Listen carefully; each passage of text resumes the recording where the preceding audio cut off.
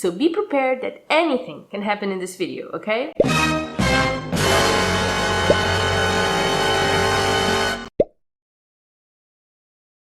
Now I have to say, if there is anything I could change about my life, it would be to be able to sleep better. It's just the hardest thing for me, it's hard falling asleep with my mind racing all the time. Then it's even harder to sleep through the entire night. And on most nights, I'll just have these weird dreams and wake up in the middle of the night and just stare at the ceiling for hours until I can get back to sleep.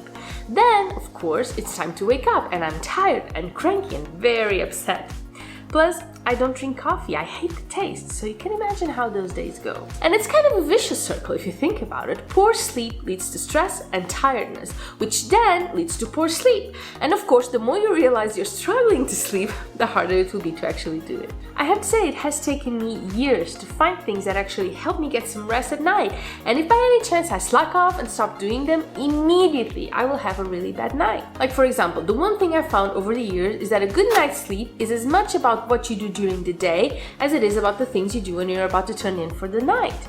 Like exercising and eating well so my body doesn't have to work overtime during the night to recover. Also, exercise has been known to help a lot with anxiety and stress, so when I work out, I'm letting go of a lot of the things that weigh me down when it's time to sleep. I also stay away from all sorts of stimulants at all costs after a certain time, like alcohol, or coffee if I drank it, or smoking for those who do it. A lot of people believe alcohol helps with sleep, and I find that it does help me fall asleep quicker. The problem here is I also tend to wake up several times during the night when I drink at night, which for me is even worse. And the same thing goes for eating heavy meals before bed. I don't know how it is for you, but for me, I need at least 2 hours between dinner and going to bed. And a full belly and sleep do not go together for me. I've also been able to fine-tune my night routine by now, and it works pretty well for me. Our bodies love routine and predictability because they will be able to know what to do. So if every night or most nights I do the same things the same way, my body will get into sleepy mode much quicker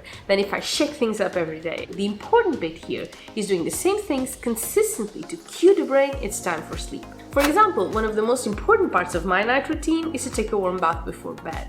It is the best way to relax and tell my brain that the day is over and it can call it a night. Now, the water temperature here is key. Cold baths wake you up. Warm or hot baths make you sleepy, so don't get those two mixed up, okay? Here's another big one. I always turn all my devices off, or mute them at the very least. And yes, that includes vibration mode, okay? Here's the thing, I'm not one of those people who need complete darkness to be able to sleep. In fact, it makes me a bit claustrophobic and disoriented, so I kind of need a little bit of light. But ringing sounds, vibrating sounds, or blinking lights wake me up in a second. So in my bedroom, there can be none of that, because if anything wakes me up, I will never go back to sleep, and I'll be mad. Also, having my devices close at night means I will be checking that last email or replying to that last message, which means that after all the efforts I've made to fall asleep peacefully and have a good night's rest, I'll just sabotage the whole thing. Now, this next one has truly been a life changer for me, because every night before bed, I do a brain dump.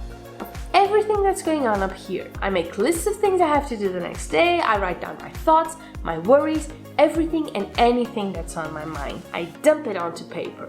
And that way, instead of the brain holding on to all that information, it will know it can relax and shut down. And remember, no matter how worried you are, your problems will still be there the next day. So you may as well sleep well to be ready to tackle them the next day.